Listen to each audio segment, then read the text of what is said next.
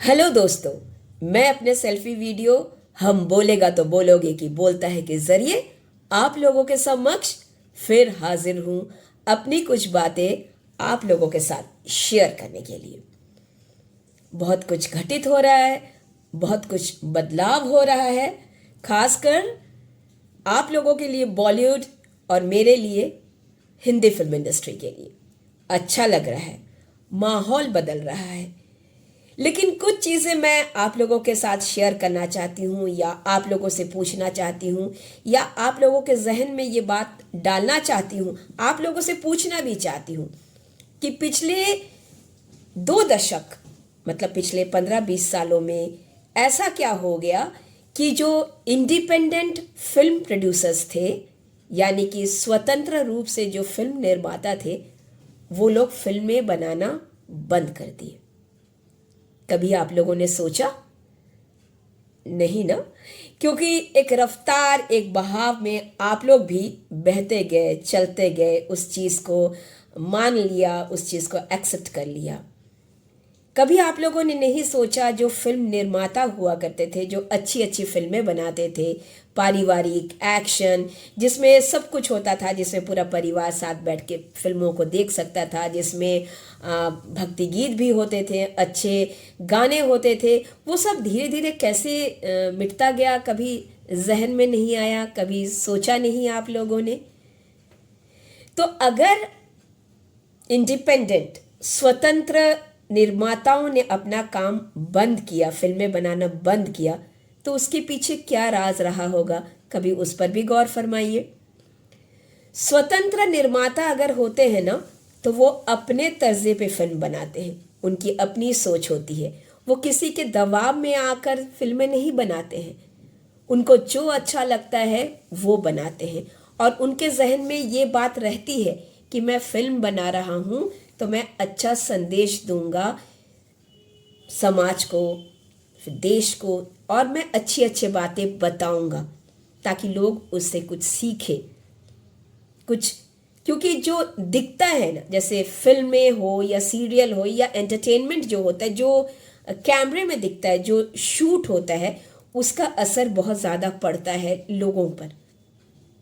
पहले क्रेज़ नहीं होता था कि लोग पूरे परिवार के साथ फिल्म देखने जाते थे।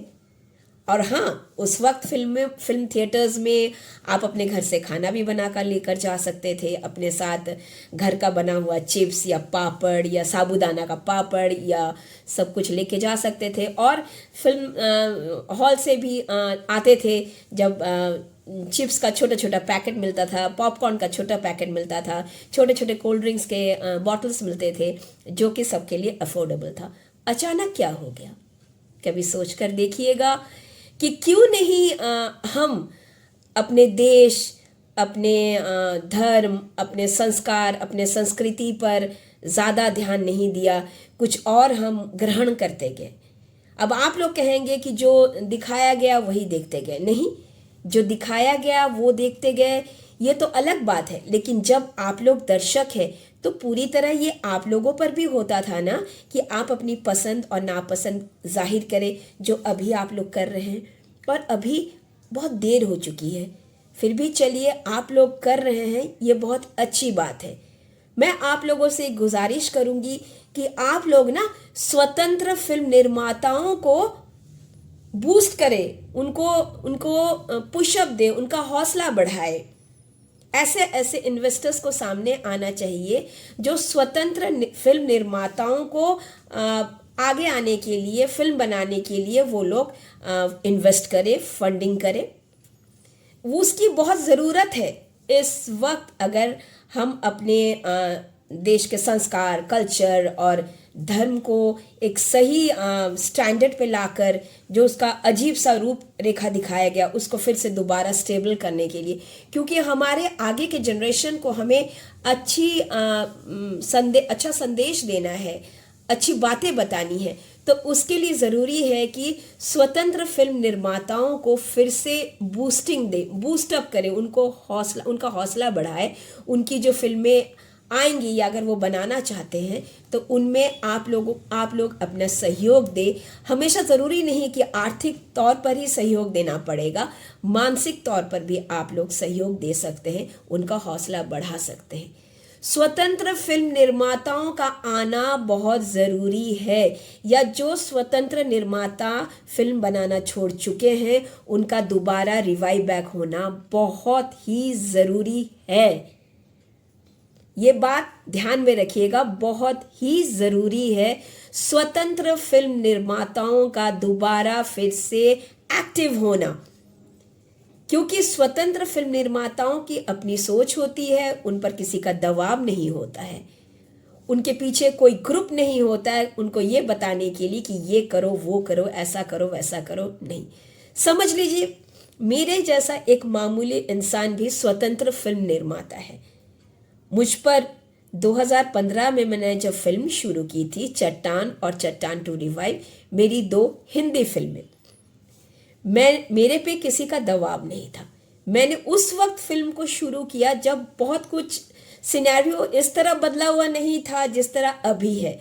जब मैंने चट्टान और चट्टान टू रिवाइव का काम शुरू किया तो मुझे फिल्म वालों के साथ साथ आम लोगों ने भी ये बोला कि क्या आपका दिमाग खराब हो गया है, कि किस युग में जी रही हैं आप, कितनी बैकडेटेड हैं आप, जो आप अपनी फिल्मों में भक्ति गीत रख रही हैं, राखी का कंसेप्ट रख रही हैं, घर परिवार का फिल्म बना रही है। कहाँ मैडम, अभी डिस्को में गाना होना चाहिए, थोड़ा ढीम ढाम टीम टाम होना चाहिए। कहाँ, क्या आप एकदम क्या मानसिकता रखती हैं, इतना पीछे सोचती है। लेकिन हमारे जो अपब्रिंगिंग है, हम तो वही फिल्म बनाएंगे ना कि जो हमारे घर वाले साथ बैठकर देख सके, उनको ना लगे कि मेरी बेटी या मेरे घर के लड़के ने क्या फिल्म बना डाली कि हमें तो शर्म आ रही है देखने में। अगर मेरे घर वालों को फिल्म देखने में शर्म आएगी या वो बगले झांकेंगे तो नेचुरली दूसरों के साथ भी यही होगा। तो क्या हुआ मालूम, पिछले 20 सालों में थिएटर्स में लोगों का जाना बहुत कम हो गया है, कभी ये आंकिएगा। और बहुत सारी बातें जो आजकल आप लोगों को पता चलता है, फॉल्स बूस्टिंग फिल्म का, कि इतने टिकट्स बिक गए, वो तो पिछले 20 सालों से चल रहा है। और मैं कहती भी थी लेकिन आप लोग मानते नहीं थे। मुझे हमेशा यही बोला जाता था कि जब भी मैं कुछ बोलती थी अपने वीडियोस के जरिए, मुझे यही बोला जाता था कि इतने सालों में रजनीका तुमने क्या उखाड़ लिया है फिल्म इंडस्ट्री में, बॉलीवुड में, जो तुम ऐसा बोल रही हो। उखाड़ लिया वाला शब्द इस्तेमाल किया जाता था मेरे साथ। हाँ, मैंने उखाड़ा नहीं है, मैंने कुछ उखाड़ा नहीं, मुझे उखाड़ने के लिए तो मैं आई नहीं हूं। मैं तो अपने देश, अपने धर्म, अपने समाज, अपने संस्कार और संस्कृति को लेकर चलने वाले घर परिवार की लड़की हूं, बहू हूं। तो मैं क्यों कुछ उखाड़ूं। और मैं तो सब देखती थी, क्योंकि मैं इस फिल्म इंडस्ट्री के हार्ट मतलब दिल में रहती हूँ। मेरे आजू बाजू में सब आप लोगों के सो कॉल्ड सेलिब्रिटीज रहते हैं। मैं डेली देखती हूँ उन लोगों के कारनामे, उन लोगों का लाइफस्टाइल, उन लोगों का फ्रस्ट्रेशन, उन लोगों का डिप्रेशन, उन लोगों का दूसरों को किस तरह से कुचलना मसलना, वो तो मैं देख रही हूँ, वो तो मैं देखती आई हूँ। मेरा सफ़र बहुत लंबा है। यह अलग बात है कि मेरे सफ़र से बहुत लोग वाकिफ़ नहीं हैं, क्योंकि वाकिफ़ होने का ज़रिया उस वक्त नहीं था जितना सोशल मीडिया इस वक्त है, या आप लोग जिस हिसाब से इस वक्त जागरूक हुए हैं। तो मेरी गुजारिश है, मेरी रिक्वेस्ट है, मेरी प्रार्थना है, मेरा अनुरोध है कि कृपया सिंगल प्रोड्यूसर्स, स्वतंत्र प्रोड्यूसर, इंडिपेंडेंट प्रोड्यूसर को बढ़ावा दें, उनकी मदद करें, चाहे मानसिक तौर पर हो या हौसला बढ़ाकर हो या आर्थिक तौर पर हो, ताकि वो अच्छी अच्छी फिल्में बना सके जो आप लोग देखना चाहते हैं। सिर्फ मैं अपने बारे में नहीं बोल रही हूँ, और भी लोग हैं जो करना चाहते हैं लेकिन वो पीछे हट गए हैं, इसलिए क्योंकि उनको लगता है कि हम इस तरह की फिल्में बनाएंगे तो कौन देखेगा। 2015 में भी जब मैंने शुरू किया था मुझे भी यही बात लगी थी, और लोग मेरी बहुत मस्ती उड़ाते थे। सच बोलो तो बहुत हंसी मजाक करते थे। क्या रजनी का शंकर भगवान का गाना रख रही हो, क्या रजनी का इसमें कैरेक्टर को दिखाया गया है कि वो शंकर भगवान की भक्त है, क्या कर रही हो यार, इस तरह की फिल्में कौन देखेगा, कहाँ जी रही हो। लेकिन अभी महादेव की कृपा से आप सब दर्शकों की जो सोच है वो बदल गई है। तो ये मेरे लिए शायद बहुत बड़ा आशीर्वाद है महादेव का, बहुत बड़ा आशीर्वाद है कि मैं अपने पद से पदभ्रष्ट नहीं हुई हूँ। हाँ जी, बहुत कुछ सुनना पड़ा, छोटे छोटे काम किए मैंने, छोटे छोटे काम, मुझे जलील किया गया। मैं तो अभिनेत्री बननी आई थी। क्या कर रही हूँ मैं? डबिंग। क्यों? क्योंकि मुझे यहाँ रहना था और मैं फिल्म इंडस्ट्री को छोड़ के जाना नहीं चाहती थी। आप लोगों में से बहुत कम लोगों को शायद पता है या पता नहीं होगा कि मैंने इंग्लिश में एमए किया है, मैंने हिंदी में ग्रेजुएशन की है, मैं अच्छी खासी पढ़ी लिखी मतलब हूँ महिला। और मैं उस वक्त, मेरे घर वाले चाहते थे, मेरे पापा चाहते थे कि मैं आईएएस का एग्ज़ाम दूँ। मैं आईएएस का एग्ज़ाम देती तो हो सकता था मैं किसी डिस्ट्रिक्ट की कलेक्टर बन जाती या बैंक का बहुत बड़ा ऑफिसर बन जाती, और मुझे टाटा एडमिनिस्ट्रेटिव जॉब का भी डायरेक्ट ऑफर था, मैं वो ज्वाइन कर सकती थी। 5 लाख पगार था विथ एवरीथिंग, लेकिन मैंने नहीं किया। मैं आज भी मशक्क़त करती हूँ रोज़ मुझे 500,000 रुपये कमाने के लिए, और इस दौरान अगर पैसे वगैरह सही से नहीं आते हैं, कहीं अटक जाते हैं, कुछ हो जाते हैं, तो जो मेरे काफ़ी शुभचिंतक हैं जिन्होंने मेरी मदद कर रखी है, तो उनमें से कुछ लोग गलत सोचने लगते हैं या सोचते हैं कि मैं उनको उनके दिए हुए मदद को वापस नहीं करना चाहती। ये बात भी गलत है। अपने दिल से इस बात को निकाल दीजिए। और मेरी लाइफस्टाइल देखिए, मैं कैसे जीती हूँ। मेरी लाइफस्टाइल तो यही है। मैं कौन सी महंगी गाड़ी में घूम रही हूँ, मैं कौन से डिस्को जाती हूँ, मैं कौन से पार्टी जाती हूँ, ये तो हमारा लाइफस्टाइल है ही नहीं। मैं और मेरे हस्बैंड सुदीप डी मुखर्जी, हम लोग दोनों फिल्म इंडस्ट्री से हैं। बट आप लोगों में से बहुत कम लोगों को पता होगा कि हमारे आसपास के लोगों को पता ही नहीं कि हम फिल्म लाइन में काम करते हैं, क्योंकि हमने कभी भी अपनी ज़िंदगी को, अपनी निजी ज़िंदगी को, अपनी पर्सनल ज़िंदगी को फिल्मी नहीं बनाया। हम साधारण मध्यवर्गीय परिवार से हैं, जैसा एक परिवार वाला होना चाहिए वैसे ही हैं। हाँ, हमारा कार्य क्षेत्र फिल्म इंडस्ट्री है, और हाँ, ये फिल्म इंडस्ट्री जो थी वो हिंदी फिल्म इंडस्ट्री थी। अचानक पता नहीं इसको किस हिसाब से बॉलीवुड का नाम दिया गया, और कुछ छुटपुंजे हैं जो खुद को बोलते कि हम बॉलीवुड में काम करते हैं। बॉलीवुड में आपकी एंट्री है कहाँ? बॉलीवुड में आपकी एंट्री है कहाँ? बॉलीवुड तो कुछ चंद लोगों के पास वो अंडर लॉक है, वहाँ आपकी एंट्री नहीं हो सकती। एंट्री वो करवा सकते हैं उनके शर्त पे, उनके मर्जी पे, और वहाँ आप एंट्री कर लेते हैं तो वहाँ से निकल पाना या निकल आना वो आप पे नहीं होता है, वो उनकी मर्जी पे होता है। तो आपने फिल्मों में काम किया है, तो आप बोलेंगे नहीं मैं तो बॉलीवुड में हूँ। कहाँ बॉलीवुड में एंट्री है? आपकी एंट्री वहाँ पे है उन चंद लोगों के बीच जिनको आज लोग नकार रहे हैं। सवाल ही नहीं उठता, वहाँ पे आपकी एंट्री हो ही नहीं सकती, क्योंकि उनका एक बड़ा रेंज है। वहाँ एंट्री करने के लिए आपको कितना कुछ त्यागना पड़ेगा, कितना कुछ उनकी मर्जी से करना पड़ेगा, जिसके बारे में आप लोग सोच भी नहीं सकते। सोचेंगे तो आपकी जो है ना, आप रोंगटे खड़े हो जाएंगे। ऐसी ऐसी चीज़ें हैं। मैं तो बहुत कम बोलती हूँ, बहुत कुछ सेंसर करके बोलती हूँ। और अभी मैंने एक पोस्ट डाला था, उस पोस्ट पे बहुत लोगों ने मेरा हौसला बढ़ाया है, मुझे सपोर्ट किया है मेरे बारे में जान के। ये सब बातें तो मैं पहले बहुत बार, अनगिनत बार मैं अपने पोस्ट या वीडियोस के ज़रिए बता चुकी हूँ। तो चलिए उस समय उस बात को उतना इम्पोर्टेंस नहीं दिया गया था। अभी लोग समझने लगे हैं, दर्शक लोग जानने लगे हैं, तो मुझे बहुत सपोर्ट मिल रहा है। लेकिन फिर भी कुछ लोग उसमें कह रहे हैं कि इसमें सच्चाई नहीं है। तो क्या सच्चाई है? क्या सच्चाई है? अभी भी काम के लिए, छोटे मोटे काम के लिए भी शोषण किया जाता है लड़कियों का, यहाँ तक कि लड़कों का भी। तरह तरह के शोषण होते हैं।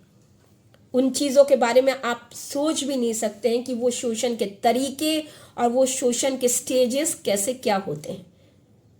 उसके लिए आपको डीपली जाना पड़ेगा और ऑब्जर्व करना पड़ेगा। ऑब्जर्व करने की क्षमता आप में होनी चाहिए। और क्या है कि अभी आप बोलेंगे कि क्या ज़रूरत है करने की, हाँ ये बात भी है, क्या ज़रूरत है करने की। अब देखिए ना, हम लोग तो इस माध्यम को माँ सरस्वती का माध्यम मानते थे, कला का क्षेत्र मानते थे और मानते भी हैं। तो माँ सरस्वती के इस क्षेत्र को, इस माध्यम को इतना गंदा कर दिया गया है। कर क्या दिया गया, धीरे धीरे गंदा कर दिया गया है। अब आप लोग जागरूक हो गए हैं, चाहे वो जागरूकता कैसे भी आई होगी। होता है, चेंजेस तो आता है, बहुत ज़्यादा कुछ होने लगता है, बहुत ज़्यादा गंदगी होने लगती है तो सफाई तो होने लगती है, ये बात भी सही है। लेकिन मैं आप लोगों से सिर्फ यही गुजारिश करूंगी, अनुरोध करूंगी कि स्वतंत्र निर्माताओं को आगे आने का हौसला प्रदान करें, उनके बनाए हुए फिल्मों को देखें। मैं अपने लिए नहीं बोल रही हूँ कि हाँ मेरी फिल्म आएगी चट्टान तो जाके थिएटर में देखिएगा पूरे परिवार के साथ, मैं सबके लिए बोल रही हूँ। स्वतंत्र निर्माता खड़े होंगे, वो फिल्में बनाएंगे तो आप और मेरे जैसे घर के लोगों को उसमें काम मिलेगा। ये सो कॉल्ड बड़े लोगों के यहाँ हमारे आपके जैसे घर के लोगों को काम नहीं मिलता है, बहुत कम मिलता है, और अगर मिलता भी है तो बहुत सारे शर्तों के साथ मिलता है। मुझे एक व्यक्ति ने बोला, फिल्म इंडस्ट्री के व्यक्ति ने मेरे पोस्ट पे, कि ये मैंने जो बोला है ये एक अच्छी स्टोरी है। किसी की सच्चाइयों को किसी ने जो झेला है वो सारी बातें उनको अच्छी स्टोरी लगी। ऐसा होता नहीं है। ऐसा होता नहीं है। मैं आज भी बोल रही हूँ, या तो आप पैसे लगाएं तो कोई आपको कुछ नहीं बोलेगा, आपका बाल तक नहीं बांका करेगा, आपको छुएगा तक नहीं। लेकिन अगर आप ये नहीं कर सकते तो इतनी सारी कॉम्प्रोमाइजेस के स्टेजेस डाल देते हैं ना कि आप झेल नहीं पाते हैं। इसीलिए तो यहाँ काम करने वाले लोग नशे की आदी हो जाते हैं, क्योंकि उनका वो ज़मीर मार के सब कुछ कर लेते हैं, लेकिन ज़मीर तो कचोटता होगा ना कभी अकेले में कि हाँ ये तो मैंने गलत कर लिया। अब देखिए ना, कितने क्रेजी हैं लोग कि बड़ा घर, बड़ा गाड़ी, पैसा, नाम, फिल्में, बड़ा प्रोजेक्ट, बड़ा सब कुछ, लग्जरी वैकेशंस, लग्जरी क्रूज में जाना, ये सब करने के चक्कर में क्या क्या नहीं कर रहे हैं। ड्रग पेडलिंग, मनी लॉन्ड्रिंग, क्या है ये सब, क्या क्या मिल रहा है लास्ट में क्या होता है, कैसी बीतती है आपकी जिंदगी। हाँ, क्षण भर के लिए आपको सब कुछ हासिल हो जाता है, और वो चीज़ जो आप हासिल करते हैं गलत रास्ते पे चल के, वो सिर्फ मात्र 15 या 20 साल ही आपके पास रहता है, उसके बाद नहीं। गलत रास्ते पर चलना भी एक गलती है, एक अपराध है। और जान के करना कि हाँ मैं यहाँ आया हूँ या आई हूँ तो मुझे तो लोगों को दिखाना है, उसके लिए मैं कुछ भी गलत रास्ता पकड़ लूँ। और एक चीज़ मैं आप लोगों से कहना चाहूँगी कि अगर आप लोग चाहते हैं कि आपके घर के लोग कुछ अच्छा करें इस क्षेत्र में, तो उनको आप लोग बढ़ावा दीजिए, उनको प्रमोट कीजिए। देखिए कि वो बंदा या बंदी जो आके इस फिल्म इंडस्ट्री में स्ट्रगल कर रहा है वो गलत रास्ते पे ना आ जाए, उसका हौसला बढ़ाइए, उससे पूछिए। अगर वो कुछ करना चाहता है या चाहती है तो उसकी मदद कीजिए, उसके लिए एक प्रोडक्शन हाउस सेटअप करवा दीजिए ताकि वो खुद भी काम कर सके और अपने साथ 50-100 लोगों को और काम दे सके। कर सकते हैं। समझ लीजिए आपके घर के, आपके परिवार से कोई लड़का या लड़की आई हो, वो उतना पैसे वाला नहीं है और आप पैसे वाले हैं, तो आप तो उसकी मदद कर सकते हैं। आप उसको एक बिजनेस का जरिया दे सकते हैं कि बेटा या बेटी लो, मैं तुम्हारे पीछे इतना इन्वेस्ट कर देता हूँ, तुम अपना हाउस खोलो और खुद काम करो और लोगों को काम करो। लेकिन हाँ, काम जो होना चाहिए वो ऐसा काम हो कि हम सबका नाम ऊंचा हो, शर्म से सर ना झुके। ये तो आप लोग भी कर सकते हैं, कीजिए ना। क्योंकि अभी भी मैं देखती हूँ मेरे आस पड़ोस में कितने स्ट्रगलर लड़के लड़कियों को जो घर में झूठ बोलते हैं, कुछ कर नहीं रहे होते हैं, बहुत गलत रास्ते पे हैं, लेकिन घर में झूठ बोलते हैं कि मैं तो ये कर रहा हूँ, वो कर रहा हूँ। कुछ करते नहीं हैं, बहुत बहुत गलत रास्ते पे काम कर रहे हैं वो लोग। पैसे भेज रहे हैं घर पे, घर वाले सोच रहे हैं हाँ हाँ मेरा बेटा या बेटी तो कमा रहे हैं, या घर से पैसे मंगवा रहे हैं कि थोड़ा पैसा भिजवा दो। मैंने देखा है, और इतने क्रेजी होते हैं। कभी कभी लोग मुझसे पूछते हैं कि क्या करना चाहिए इस लाइन में आने के लिए, कुछ सुझाव दीजिए। मैं कोई सुझाव देना नहीं चाहती हूँ, क्योंकि मेरा सुझाव सामने वाले के लिए फलीभूत हो या वो उस पर अमल कर सके ज़रूरी नहीं, ज़रूरी नहीं। सबका अपना अपना एक्सपीरियंस होता है, सबका अपना अपना एक्सपीरियंस होता है। सबको ये भी लगता होगा कि मैं जो बोल रही हूँ शायद मैं झूठ बोल रही हूँ। हाँ, क्योंकि मेरे समय में कुछ माध्यम नहीं था जिस माध्यम से मैं उन चीज़ों को प्रिजर्व करके रख सकूं, ये बताने के लिए कि मैं ये प्रूफ जिसको बोलते हैं। लेकिन हाँ, एक बात तो ज़रूर है कि मैं इतनी भी नाकाबिल नहीं हूँ कि मैं नहीं कर सकती थी। मैंने जितना भी छोटा मोटा काम किया है, चाहे मैंने फिल्में तो नहीं की, मैंने जो सीरियल्स किए हैं, मॉडलिंग किए हैं, उसमें मेरा काम अच्छा रहा। और सीरियल्स में मैंने क्यों छोड़ा, क्योंकि जब मैं सीरियल्स करने लगी तो मैं जब प्रोडक्शन कंट्रोलर को बोलती थी कि मुझे मेरी भी थोड़ी सी पेमेंट बढ़ा दीजिए, काफ़ी दिन हो गए, तो वो मुझे यही बोलते थे, मैडम 6 बजे के बाद आप ऑफिस आ पाएंगी? अगर 6 बजे के बाद आप ऑफिस आ पाएंगी तो आपका पेमेंट बढ़ सकता है, नहीं तो जो पेमेंट आपको मिल रहा है, अच्छा रोल तो आप कर रही हैं, उसी में खुश रहिए ना। तो देखिए यही होता है। और जहाँ तक रही बात मेरे हस्बैंड सुदीप की, तो वो भी बहुत बड़े राइटर डायरेक्टर बन सकते थे अगर उन्होंने दलाली की होती, लड़कियां सप्लाई की होती फाइनेंसर्स को, तो वो भी अपने जगह पे बहुत आगे आ जाते। या उन्होंने भी गलत काम किया होता, उन्होंने भी मनी लॉन्ड्रिंग की होती या ड्रग पेडलिंग की होती, तो वो भी आगे आ जाते। आप लोगों को क्या लगता था कि बहुत कुछ आसान है यहाँ पे आना, और जो इंसान नहीं कर पाता है उसमें वो काबिलियत नहीं है, इसलिए वो बंदा नहीं कर पा रहा या बंदी नहीं कर पा रही है? ये सोच कैसे आया आप लोगों के दिल में, मुझे बताएंगे? मैं आप लोगों से सवाल कर रही हूँ कि अगर कोई बंदा या बंदी लोगों के शर्त मानकर फिल्म इंडस्ट्री में गलत तरीके से काम नहीं कर रहा हो, तो वो उसमें टैलेंट नहीं है, ये बात आप लोग कैसे कह देते हैं?